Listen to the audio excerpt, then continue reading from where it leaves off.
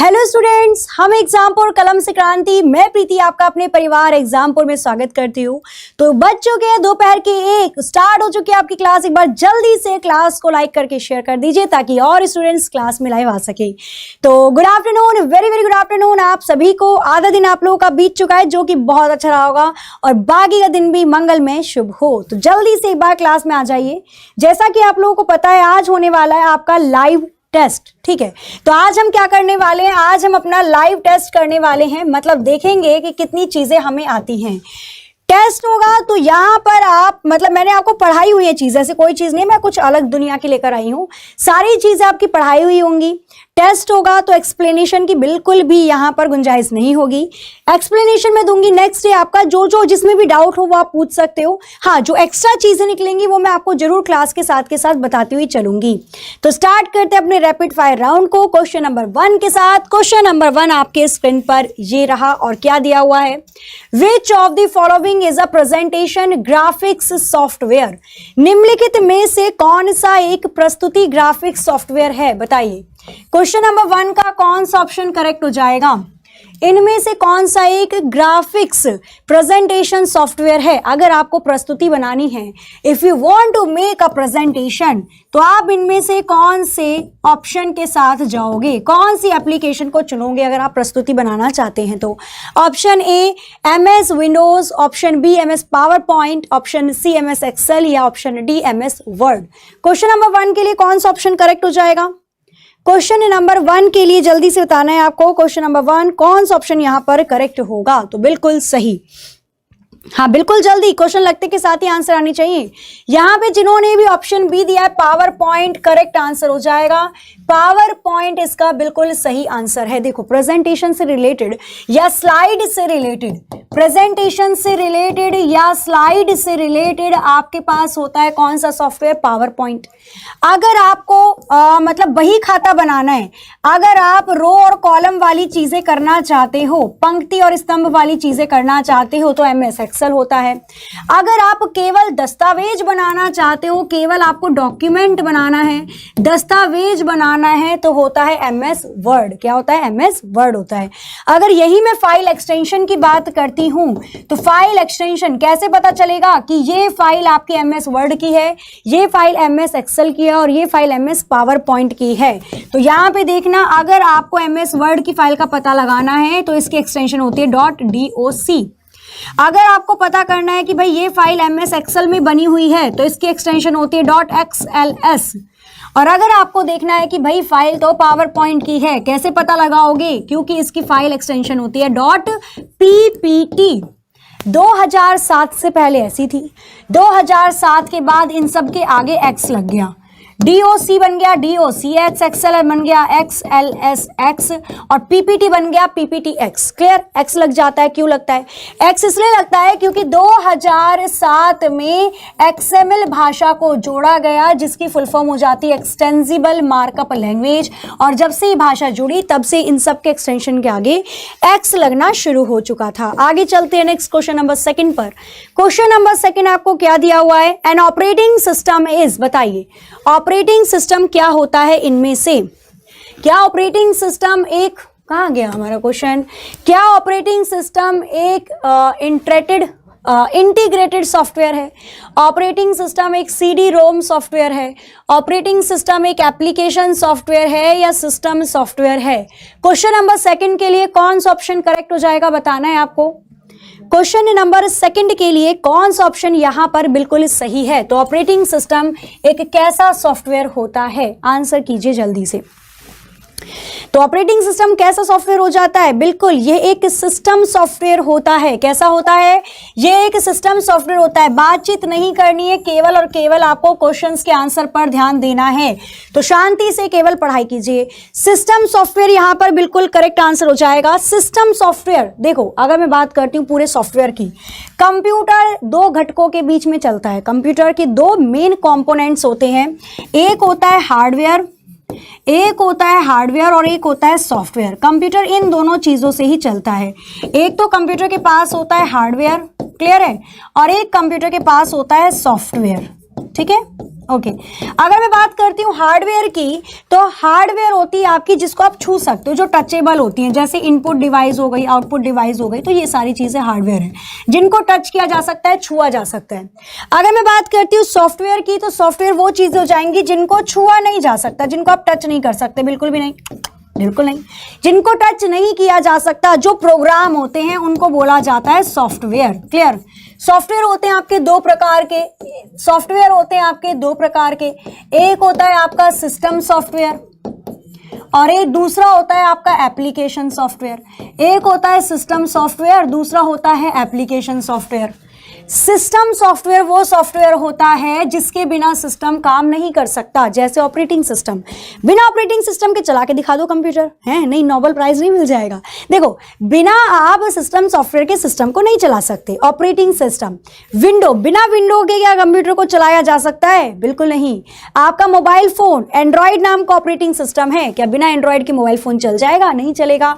बिना एंड्रॉइड के बन जाएगा वो डब्बा है, डब्बा अंकल का डीबी डब्बा। तो वहां पे आपको जरूरत पड़ती है सिस्टम सॉफ्टवेयर की। ऑपरेटिंग सिस्टम सिस्टम सॉफ्टवेयर है, भाषा अनुवादक लैंग्वेज कन्वर्टर ऑपरेटिंग सिस्टम है, सॉफ्टवेयर सिस्टम सॉफ्टवेयर है, लिंकर और लोडर सिस्टम सॉफ्टवेयर हो जाते हैं। क्लियर? एप्लीकेशन सॉफ्टवेयर वो सॉफ्टवेयर होते हैं जिनको यूजर के अनुसार आप डाउनलोड भी कर सकते हो और मिटा भी सकते हो। यूजर के अनुसार डाउनलोड और मिटाया भी जा सकता है। क्लियर?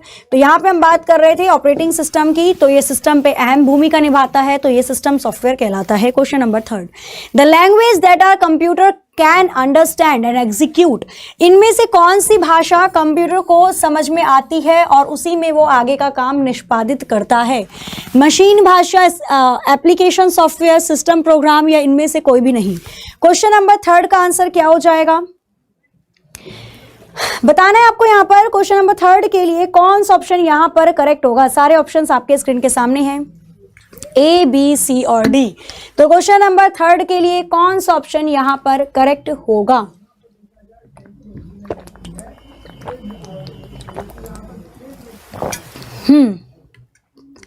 कंप्यूटर को कौन सी भाषा समझ में आती है और उसी में वो आगे काम करता है? जाहिर सी बात है, मशीनी भाषा।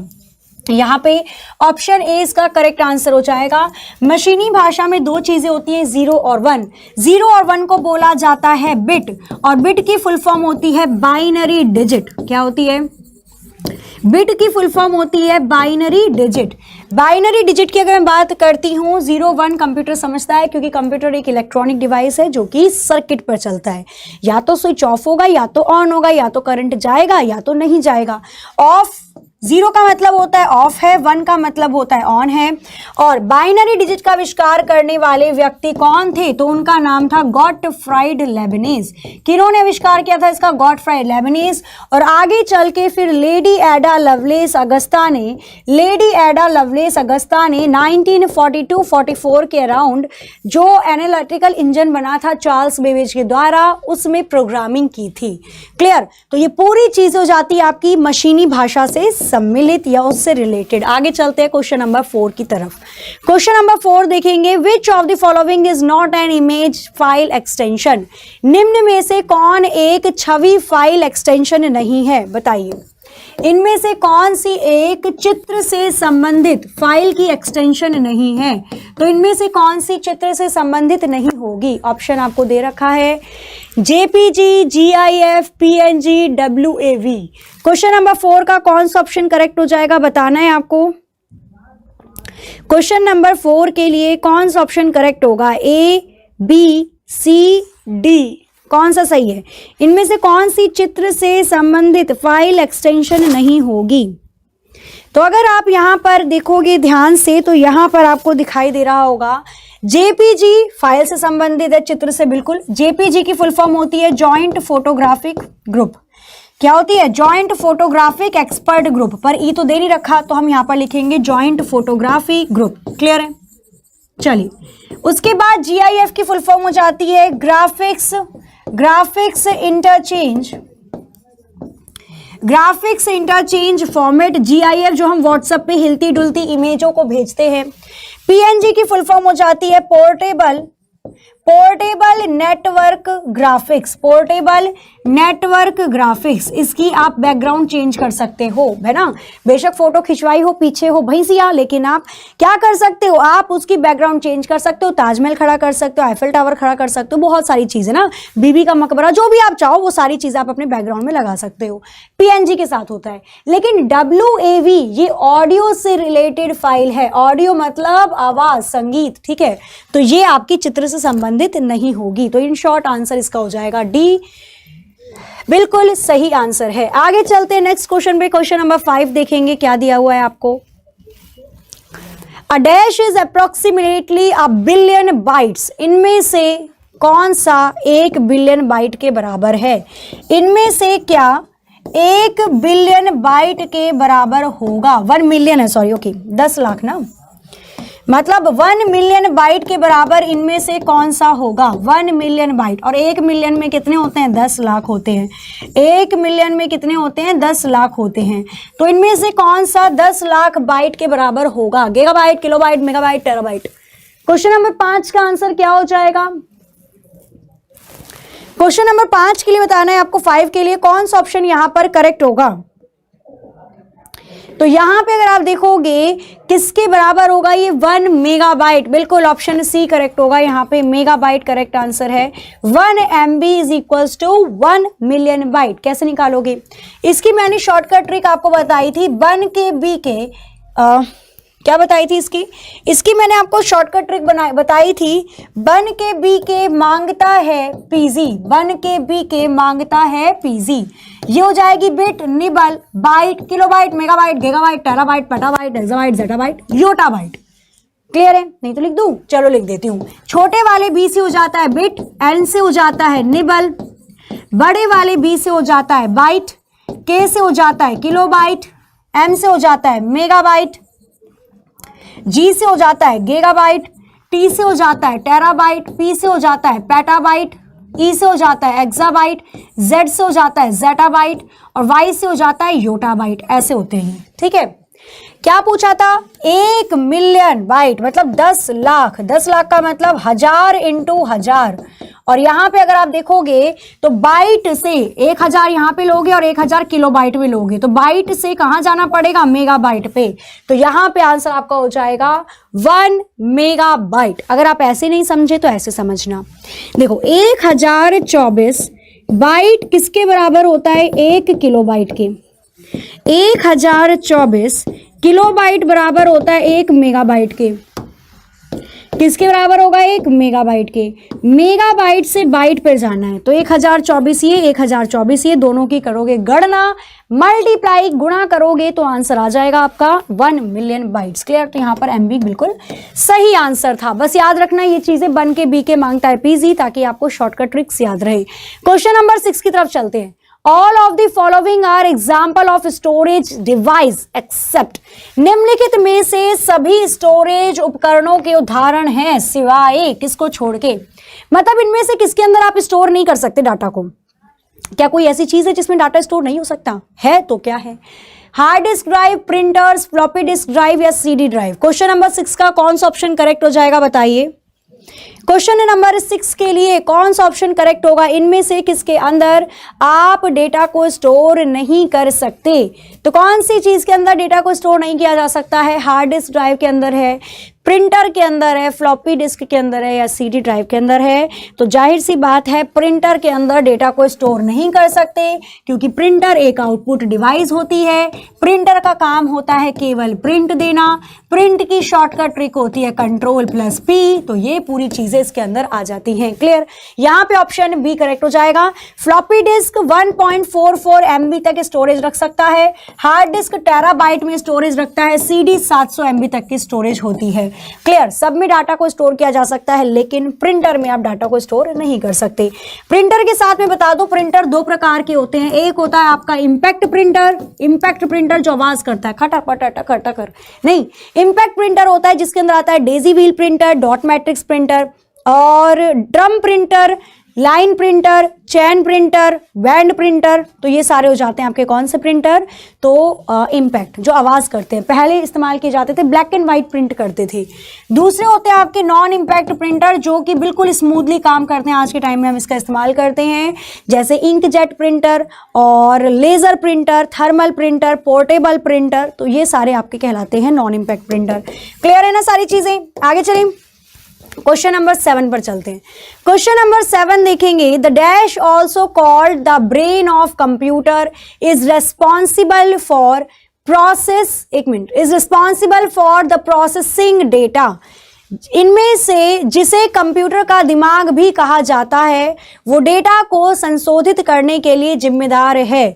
बेसिकली अगर आप एक लाइन पढ़ो ना, आपको यही समझ में आ जाएगा। ब्रेन ऑफ द कंप्यूटर किसको कहा जाता है? कंप्यूटर का ब्रेन किसको कहा जाता है? ऑप्शन आपके स्क्रीन के सामने है, बताना है देख के। Brain of computer, motherboard, memory, RAM या CPU, central processing unit. Question number 7 में आंसर क्या हो जाएगा बताइए? क्वेश्चन नंबर 7 का कौन सा ऑप्शन यहां पे करेक्ट होगा? ए, बी, सी या डी? तो ब्रेन ऑफ कंप्यूटर इनमें से किसको कहा जाता है? जाहिर सी बात है सीपीयू को कहा जाता है। सेंट्रल प्रोसेसिंग यूनिट इसका करेक्ट आंसर हो जाएगा। पता है ये कैसे काम करता है? सीपीयू के अंदर 2 चीजें होती हैं, हमने खैर 3 चीजें पढ़ी हैं एमयूवी, पर वो इसके अंदर नहीं होती। सीपीयू के अंदर आपकी अर्थमेटिक लॉजिक यूनिट होती है, कंट्रोल यूनिट होती है, और सीपीयू के अंदर ही रजिस्टर होते हैं, सबसे तेज चलने वाली मेमोरी। सीपीयू अपना काम बांटती है और ये काम उठा के ले जाता है कैश वो काम ले जाता है रैम के पास, रैंडम एक्सेस मेमोरी के पास, और फिर वहां पे मेमोरी यूनिट काम करती है। तो बेसिकली ये स्ट्रक्चर होता है अगर हम कंप्यूटर के अंदर जानते हैं तो, ठीक है। कैश बाहर होता है, कैश मेमोरी रैम को तेज करने के लिए इस्तेमाल की जाती है जो कि सीपीयू और रैम के बीच में काम करती है। रजिस्टर सबसे तेज चलने वाली मेमोरी है जो कि सीपीयू के अंदर रहती है। क्लियर है? आगे चलें। अब मदरबोर्ड, तो मदरबोर्ड होती है, मदरबोर्ड के अंदर सारी चीजें लगी होती हैं जो कंप्यूटर के अंदर होनी चाहिए, जैसे साउंड कार्ड हो गया, वीडियो ग्राफिक कार्ड हो गया, सारी चीजें मदरबोर्ड पर ही तो लगी रहती हैं। क्वेश्चन नंबर 8 देखेंगे, the CPU and memory are located on the, CPU और मेमोरी पर स्थित है क्या चीजें? बताना है आपको। विस्तार, expansion board, motherboard, storage device या आउटपुट डिवाइस। क्वेश्चन नंबर 8 का आंसर क्या हो जाएगा? तो भाई सीपीयू और मेमोरी इनमें से किस पर टिकी रहती है, किसके अंदर है? सीपीयू इन शॉर्ट में माइक्रो प्रोसेसर बोल सकती हूँ। भाई सीपीयू तो पहले पूरे के पूरे होते थे, उसके अंदर सारी चीजें आती थी। माइक्रो प्रोसेसर एक छोटी सी चिप होती है। तो अगर हम बात करते हैं माइक्रो प्रोसेसर छोटी सी चिप की, या फिर मैं बात करती हूँ मेमोरी की, तो ये कहाँ लगी होती हैं? अभी मैंने बताया मदरबोर्ड पर ये सारी चीजें लगी होती हैं। ऑप्शन बी इसका बिल्कुल सही आंसर हो जाएगा। क्या हो जाएगा? ऑप्शन बी इसका करेक्ट आंसर हो जाएगा। आगे चलते हैं क्वेश्चन नंबर 9 की तरफ। The instructions about booting your system is stored in, आपके सिस्टम को बूट करने के बारे में निर्देश में संग्रहित है। क्या संग्रहित है? RAM, BIOS, CPU, register. The instructions about booting your system, जब बूटिंग होती है तो इनमें से क्या काम करता है? रैम, बायोस, सीपीयू या रजिस्टर। क्वेश्चन नंबर 9 का आंसर क्या हो जाएगा? क्वेश्चन नंबर 9 के लिए कौन सा ऑप्शन यहां पर करेक्ट होगा? तो जब बूटिंग होती है तो उस दौरान क्या काम होता है? बूटिंग के दौरान आपकी रोम की चिप काम करती है जो कि है बायोस। बायोस एक रीड ओनली मेमोरी की चिप है। बायोस की फुल फॉर्म हो जाती है बेसिक इनपुट आउटपुट सिस्टम। क्या हो जाएगी? बेसिक इनपुट आउटपुट सिस्टम, ये बायोस की फुल फॉर्म हो जाएगी। और बायोस आपका जो टेस्ट करती है उसको हम बोलते हैं पोस्ट टेस्ट, है ना, परीक्षण करती है, टेस्ट करती है। और पोस्ट की फुल फॉर्म हो जाती है पावर ऑन सेल्फ टेस्ट। जैसे आपने पावर ऑन करी तो जो ब्लू कलर की स्क्रीन आपको दिखाई जाती है वो पोस्ट टेस्ट करती है, अपने आप को टेस्ट करती है कि मेरे अंदर जो हार्डवेयर या सॉफ्टवेयर लगे हैं वो सही से काम कर रहे हैं या नहीं कर रहे हैं। तो उन सबको दर्शाने का काम होता है किसका? बायोस चिप का। क्लियर है? ठीक है। अगर हम रोम की चिप की बात कर रहे हैं तो इसकी एक और चिप होती है, उसको हम बोलते हैं सीमोस। सीमोस की फुल फॉर्म क्या हो जाती है? तो सीमोस की फुल फॉर्म हो जाती है कॉम्प्लीमेंट्री, क्या हो जाएगी? Complementary metal oxide semiconductor. Complementary metal oxide semiconductor full form हो जाती है अगर हम बात करते हैं यहाँ पे सीमोस की। क्लियर? सीमोस का काम क्या होता है? देखो, बायोस का काम होता है बूटिंग करने का, मतलब आपके कंप्यूटर के अंदर जब विंडो को इंस्टॉल किया जाता है, ऑपरेटिंग सिस्टम को डाला जाता है, वो प्रक्रिया बूटिंग कहलाती है। बूटिंग दो प्रकार की होती है, कोल्ड बूटिंग और वार्म बूटिंग। जब माइक्रो प्रोसेसर ठंडा पड़ा है, बंद हो गया है, तो कोल्ड बूटिंग हो जाएगी। जब आपका माइक्रो प्रोसेसर काम कर रहा है, कंप्यूटर काम कर रहा है, तो गर्म हो जाता है, तो वार्म बूटिंग कहलाती है। उसी के साथ सीमोस का काम होता है आपके कंप्यूटर के अंदर जो घड़ी है, जो डेट है, जो टाइम है, उसको अपडेट करना, टाइम को और दिनांक को बदलना, ये काम किसका होता है? तो ये काम होता है आपका सीमोस चिप का। आगे चलिए नेक्स्ट क्वेश्चन पर चलते हैं। क्वेश्चन नंबर 10 आपके स्क्रीन पर ये रहा। Which of the following is a spreadsheet application program? निम्नलिखित में से कौन सी एक स्प्रेडशीट की एप्लीकेशन प्रोग्राम है? अगर आपको स्प्रेडशीट पर काम करना है तो आप इनमें से कौन से एप्लीकेशन प्रोग्राम पर काम करेंगे? MS Word, MS Excel, MS Access या MS पावर पॉइंट? ये तो मैंने अभी थोड़ी देर पहले आपको बताया था। अगर आपको रो और कॉलम में काम करना होता है, स्तंभ और पंक्ति में काम करना होता है, तो आप इनमें से किसकी मदद लेते हैं? तो अगर मुझे स्तंभ और पंक्ति में काम करना है तो मैं किसकी मदद लूंगी? मैं मदद लूंगी यहाँ पर MS एक्सेल की। ऑप्शन बी इसका करेक्ट आंसर हो जाएगा। MS एक्सेल इसका बिल्कुल सही आंसर होगा। स्प्रेडशीट की बात कर रहे हैं, स्प्रेडशीट का मतलब होता है वर्कशीट, और इसका इस्तेमाल किया जाता है किसके अंदर? इसका इस्तेमाल किया जाता है आपका MS एक्सेल के अंदर। 255 तक ज़्यादा से ज़्यादा वर्कशीट होती हैं एक वर्कबुक बनाने के लिए, और कम से कम 3 होती हैं। इसका एक्सटेंशन होता है XLSX, ठीक है। अगर आपको एक कॉलम से किधर की तरफ जाना है, एक कॉलम से अगर आप राइट साइड दाईं तरफ जाना चाहते हो तो टैब को दबाया जाता है। अगर बाईं तरफ जाना चाहते हो तो कंट्रोल के साथ टैब को दबाना पड़ेगा। अगर आप एक सेल नीचे जाना चाहते हो तो एंटर को दबाया जाता है, और अगर आप एक सेल ऊपर जाना चाहते हो तो कंट्रोल के साथ एंटर को दबाया जाता है। याद रखना, ये चीज़ें पूछी जाती है इसलिए इंपॉर्टेंट हो जाती हैं। आगे चलते हैं नेक्स्ट क्वेश्चन पर। क्वेश्चन नंबर 11 देखेंगे। द शॉर्टकट की use for pasting text. Clip board में जब आप डेटा को कॉपी करते हो तो वो क्लिप बोर्ड में चला जाता है। तो क्लिप बोर्ड से डेटा को चिपकाने के लिए, या डेटा को अगर हम क्या करना चाहते हैं, पेस्ट करना चाहते हैं, तो पेस्ट करने की शॉर्टकट की क्या होती है? व्हाट इज द शॉर्टकट की फॉर पेस्टिंग एनी डेटा? अगर आप डेटा को पेस्ट करना चाहते हो तो उसकी शॉर्टकट की क्या होगी, बताइए।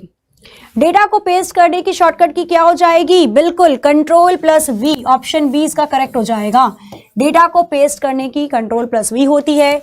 Ctrl+D होती है डायलॉग बॉक्स को खोलने की। Dialog box in the sense of font, आपकी जो लिखावट होती है उस लिखावट का आकार बढ़ाना है, घटाना है, इंक्रीज करना है, डिक्रीज करना है, मोटा करना है, पतला करना है, काला, नीला, हरा, नीला, पीला, गुलाबी करना है, कोई भी कलर इस्तेमाल करना है, कुछ भी अगर आप लिखावट से रिलेटेड करना चाहते हो तो Ctrl+D का इस्तेमाल होता है।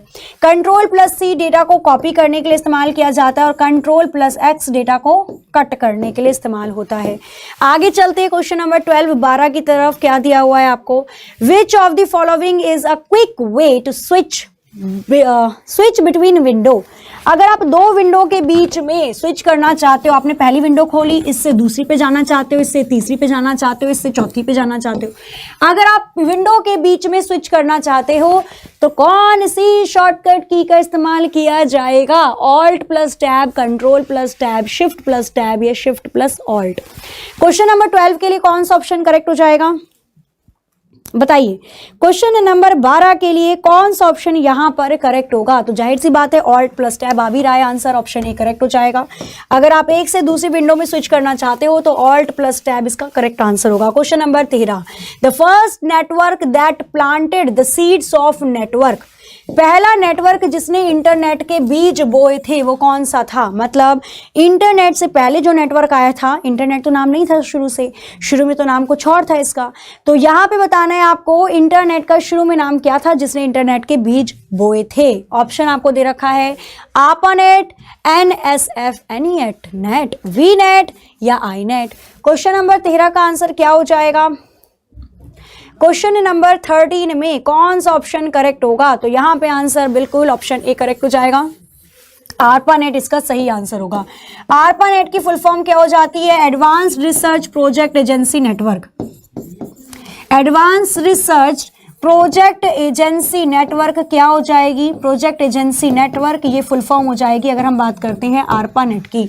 1970 में इसमें दो प्रोटोकॉल को मिलाया गया, transmission control protocol, internet protocol, तब जाकर ये इंटरनेट बना और इसके बाद इसको ऑप्टिकल फाइबर की तारों से, ऑप्टिकल फाइबर की केबल से समुद्र के द्वारा एक जगह से दूसरी जगह भेजा गया था। ऑप्टिकल फाइबर एक ऐसी तार होती है जिसमें पूर्ण आंतरिक परावर्तन होता है, रिफ्लेक्शन होता है, जिसके कारण रोशनियां उत्पन्न होती हैं और वही इंटरनेट को एक जगह से दूसरी जगह लेकर जाती हैं। क्लियर है? ARPANET इसका सही आंसर हो जाएगा। अगर मैं बात करती हूँ भारत में कब आया इंटरनेट, तो भारत में इंटरनेट आया 1995 में। 15 अगस्त 1995 में सुचारू रूप से लोगों के लिए इंटरनेट खोल दिया गया। इसको लाने वाली कंपनी कौन थी? VSNL। फुल फॉर्म हो जाती है इसकी विदेश संचार निगम लिमिटेड। क्या हो जाएगी? विदेश संचार निगम लिमिटेड फुल फॉर्म हो जाती है अगर हम बात करते हैं यहाँ पे VSNL की। आगे चले, नेक्स्ट देखते हैं यहाँ पे क्वेश्चन नंबर 14 क्या दिया हुआ है। आज अगर आपने पूरी क्लास ले ली ना, आप ये समझ के चलो भाई कंप्यूटर आपको 80% बहुत अच्छे से आ जाएगा, बट क्लास बहुत अच्छे से भी लेनी पड़ती है।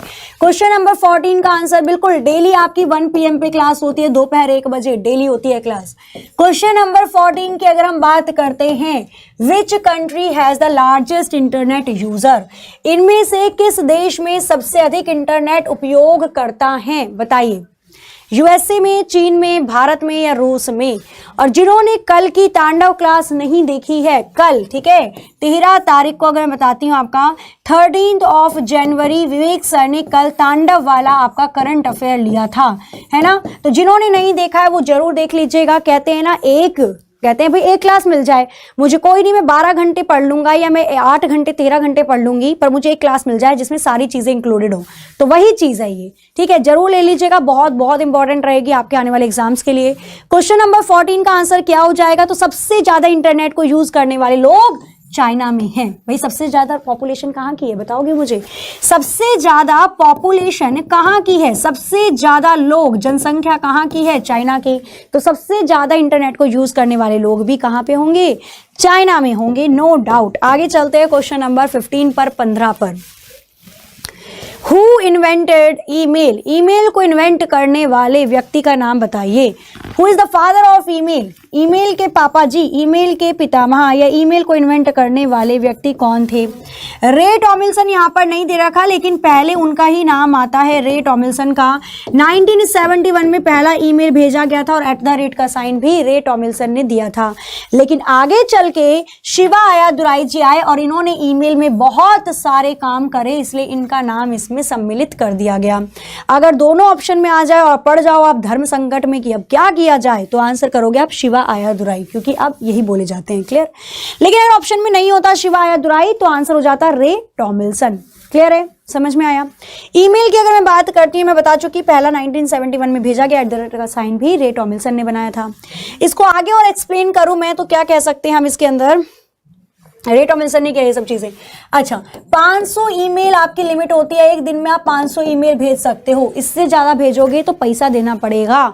उसके बाद अगर मैं बात करती हूं तो 25 MB तक की ईमेल आप भेज सकते हो। इससे ज्यादा MB की भेजोगे तो आपको लिंक क्रिएट करना पड़ता है। और ईमेल जो होता है आपका वो 15 GB का स्टोरेज लेता है, 10 GB उसका अपना खुद का होता है और 5 GB की स्टोरेज वो आपके फोन में या फिर लैपटॉप में या कंप्यूटर में लेता है। क्लियर है सारी चीजें? आगे चलिए, आगे चलते हैं। नेक्स्ट देखेंगे क्वेश्चन नंबर 16 क्या दिया हुआ है आपको। Question number 16, which of the following is या are GUI based operating system? निम्नलिखित में से कौन सी GUI बेस्ड ऑपरेटिंग सिस्टम है? MS DOS, MS Windows, Unix या ये सभी? क्वेश्चन नंबर 16 का आंसर क्या हो जाएगा? क्वेश्चन नंबर 16 के लिए कौन सा ऑप्शन करेक्ट है बताइए जल्दी से, जल्दी से बताना है आपको। क्वेश्चन नंबर 16 के लिए कौन सा ऑप्शन यहां पर बिल्कुल सही हो जाएगा? क्लियर? देखो GUI अगर मैं बात करती हूँ ना ऑपरेटिंग सिस्टम की, तो ये दो तरीके के होते हैं। एक होते हैं ग्राफिकल यूजर इंटरफेस, एक होते हैं कैरेक्टर यूजर इंटरफेस।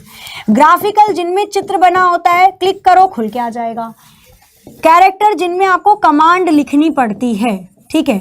तो भाई MS विंडो तो चित्र वाला है। आप जब MS विंडो वाला कंप्यूटर लेते हो, मतलब कंप्यूटर के अंदर विंडो डालते हो, ऑपरेटिंग सिस्टम डालते हो, तो आपको छोटे छोटे डेस्कटॉप पर आइकन दिखने लग जाते हैं। आप क्लिक करते हो वो खुल के आ जाता है, वही आपका ग्राफिकल यूजर इंटरफेस कहलाता है।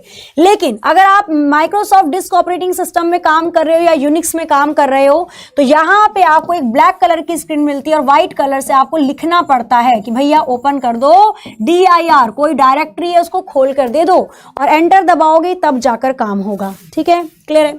यूनिक्स ऑपरेटिंग सिस्टम की अगर मैं बात करती हूँ, 1970 के दशक में सी भाषा पर इसको बनाया गया।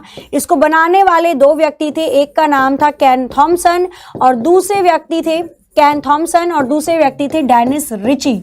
दूसरे व्यक्ति कौन से थे? तो दूसरे व्यक्ति थे डेनिस रिची। दोनों ने मिलकर यूनिक्स ऑपरेटिंग सिस्टम को बनाया था AT&T बेल लेबोरेटरी अमेरिका में। क्वेश्चन नंबर 17 देखेंगे यहाँ पे। The binary number system has a base. Binary number system का आधार क्या होता है? बताइए।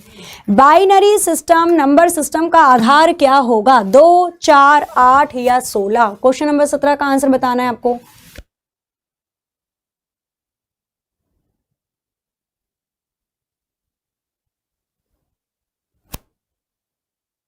क्वेश्चन नंबर 17 का कौन सा ऑप्शन करेक्ट हो जाएगा? तो बाइनरी नंबर सिस्टम का एक आधार है, क्या आधार होता है? 2, 4, 8 या 16? तो क्वेश्चन नंबर 17 की अगर हम बात करते हैं, यहाँ पे आंसर 2 बिल्कुल सही है। 4 होते हैं ये। एक होता है आपका बाइनरी, दूसरा होता है आपका ऑक्टल, तीसरा होता है आपका डेसिमल, चौथा होता है आपका हेक्साडेसिमल। किसमें होते हैं? ये 4 भागों में आपके विभाजित होते हैं। बाइनरी का आधार 2 होता है, ऑक्टल का 8 होता है, डेसिमल का 10 होता है, हेक्साडेसिमल का 16 होता है। बाइनरी में 0, 1 आता है, ऑक्टल में 1, 2, 3, 4, 5, 6, 7 तक आता है। डेसिमल में आपका 9 तक संख्याएं लिखी जाती हैं और हेक्साडेसिमल में 0 से 9 तक और A से F तक के अल्फाबेट आते हैं। क्लियर? तो ये आपके 4 तरीके के होते हैं। बाइनरी पूछा है तो आंसर यहाँ पर 2 हो जाएगा। क्वेश्चन नंबर 18 देखेंगे। Question number 18, there are dash parts to the computer system. Computer system के कितने भाग होते हैं? अभी मैंने बताया कंप्यूटर सिस्टम के कितने कंपोनेंट्स होते हैं, कंप्यूटर सिस्टम में कितने घटक होते हैं। तो यहाँ पे अगर आपसे कंपोनेंट या घटक के बारे में पूछे तो 2 होते हैं। कितने होते हैं? 2 होते हैं। कितने आदमी थे? 2 आदमी थे, है ना। तो यहाँ पे 18 का आंसर हो जाएगा ऑप्शन ए। और 2 कौन कौन से हो जाएंगे? तो पहला हो जाएगा आपका हार्डवेयर और दूसरा हो जाएगा आपका सॉफ्टवेयर। तो हार्डवेयर और सॉफ्टवेयर ये 2 घटक होते हैं कंप्यूटर के अंदर। हार्डवेयर जिनको छुआ जा सकता है, input device, output device, RAM, ROM, सारी चिप। और सॉफ्टवेयर हो जाती है आपकी प्रोग्राम जो कंप्यूटर के अंदर डाले जाते हैं। ऑपरेटिंग सिस्टम हो गया, language converter, interpreter, compiler, assembler हो गया, लिंकर, लोडर हो गया, गेमिंग हो गई। तो ये सारी चीजें एप्लीकेशंस ये सॉफ्टवेयर के अंदर आती हैं। आगे चलते हैं नेक्स्ट क्वेश्चन नंबर 19 पर। क्वेश्चन नंबर 19 देखेंगे। 19 क्या दिया हुआ है आपको? क्वेश्चन नंबर 19, अधिकतर कंप्यूटर समझ सकता है। कैन मोस्ट कंप्यूटर, अच्छा इनमें से कौन सी भाषा कंप्यूटर के द्वारा समझी जा सकती है? हाई लेवल लैंग्वेज, बेसिक, कोई भी भाषा या इनमें से कोई भी नहीं? तो क्वेश्चन नंबर 19 का कौन सा आंसर करेक्ट हो जाएगा? क्वेश्चन नंबर 19 में कौन सा ऑप्शन करेक्ट होगा बताना है आपको। सेकंड लास्ट क्वेश्चन है, इसके बाद बस एक ही क्वेश्चन बचेगा आपका। जल्दी से बताइए और बाद में ये भी बताना है आपको फिर क्लास कैसी लगी आज की, है ना। बिल्कुल पूरा ध्यान केवल और केवल क्लास पे रखना है। तो यहाँ पे अगर हम बात करते हैं क्वेश्चन नंबर 19 की, इसका आंसर होगा इनमें से कोई भी नहीं, नन ऑफ दीज। क्योंकि जब हमने पढ़ रखा है कि हमारा कंप्यूटर भैया सिर्फ और सिर्फ मशीनी भाषा या मशीन लैंग्वेज समझता है, तो क्यों जबरदस्ती इसको अंग्रेजी पढ़ा रहे हो? ये केवल और केवल मशीन लैंग्वेज समझता है जिसको बाइनरी लैंग्वेज बोला जाता है, 0 और 1। इसके अलावा कंप्यूटर को कुछ समझ में नहीं आता। कंप्यूटर को समझाने के लिए ऑपरेटिंग सिस्टम लगाया जाता है, इसलिए हम बोलते हैं operating system is a medium और interaction between user and hardware. हमारी भाषाएं कंप्यूटर को समझाना, कंप्यूटर की भाषाएं हमें समझाना, वो काम होता है किसका? मशीनी भाषा का। लास्ट क्वेश्चन, क्वेश्चन नंबर 20 देखेंगे। क्या दिया हुआ है आपको? कंप्यूटर ग्रिड होता है, क्या होता है? कंप्यूटर ग्रिड का मतलब क्या होता है? कंप्यूटर का एक हार्डवेयर घटक, एक सॉफ्टवेयर अवसंरचना जिसमें कई अभिकलन प्रतिष्ठान जुड़े होते हैं, सुपर कंप्यूटर का एक आदि प्रारूप या नाभिक के अनुसंधान हेतु दीर्घ हेड्रॉन संगठनों का एक हार्डवेयर घटक। ठीक है, computer is a grid. Question number 20 का आंसर कौन सा करेक्ट हो जाएगा बताइए। क्वेश्चन नंबर 20 के लिए कौन सा ऑप्शन यहां पर करेक्ट होगा, ए, बी, सी या फिर डी? तो कंप्यूटर इज अ ग्रिड, कौन सा ऑप्शन यहां पर करेक्ट हो जाएगा? तो देखो ग्रिड का मतलब क्या होता है, जो चारों तरफ से घिरा हुआ हो। तो हार्डवेयर कंप्यूटर में होते हैं, बिल्कुल होते हैं। सॉफ्टवेयर इंफ्रास्ट्रक्चर कंसिस्ट करता है मल्टीपल कंप्यूटिंग इंस्टॉलेशन को, बिल्कुल। इनिशियल फॉर्मेट होता है सुपर कंप्यूटर का, या हार्डवेयर कंपोनेंट ऑर्गेनाइज करते हैं। तो देखो न्यूक्लियर से तो कोई इसका लेना देना है नहीं। इसका आंसर हो जाएगा ऑप्शन बी, बिल्कुल सही, कि इसमें सॉफ्टवेयर होता है जो कि सारे कंप्यूटर के अंदर प्रोग्राम्स होते हैं उन सबको इंस्टॉल करके रखता है। तो जितने प्रोग्राम आप इंस्टॉल करते हो वो सारे प्रोग्राम आपके सॉफ्टवेयर के अंतर्गत आते हैं। आज का होमवर्क हो जाएगा क्वेश्चन नंबर 21 आपका होमवर्क है, कंप्यूटर में पासवर्ड सुरक्षा करती है, password protection in computer. Question को ध्यान से पढ़ना है और ये क्वेश्चन आपके आज की क्लास का होमवर्क है। टोटल 20 में से आपके कितने नंबर बने बताइएगा जरूर, और क्लास आपके लिए यूजफुल थी, कैसी रही, कितनी चीजें समझ में आई वो भी आपको ऑफलाइन कमेंट करके बताना है। मैं हो जाती हूँ साइड में खड़ी ताकि आप जल्दी से इसका स्क्रीनशॉट ले सको और इसका आंसर आपको ऑफलाइन कमेंट करके जरूर बताना है। चलिए तो क्लास को आज की करते हैं यहीं पर एंड। क्लास अच्छी लगी हो तो जाते जाते एक बार क्लास को लाइक कर देना, शेयर कर देना। जिन्होंने अभी तक चैनल को सब्सक्राइब नहीं किया है जल्दी से चैनल को सब्सक्राइब करके बेल आइकन प्रेस कर दीजिए। अपने स्कोर और ये क्वेश्चंस कोई डाउट भी है वो भी आप ऑफलाइन कमेंट में मेंशन जरूर कीजिएगा। तो मिलते हैं नेक्स्ट सेशन में, तब तक के लिए हंसते रहिए, मुस्कुराते रहिए, खुश रहिए, अपने घर वालों का ख्याल रखिए। जय हिंद, जय भारत।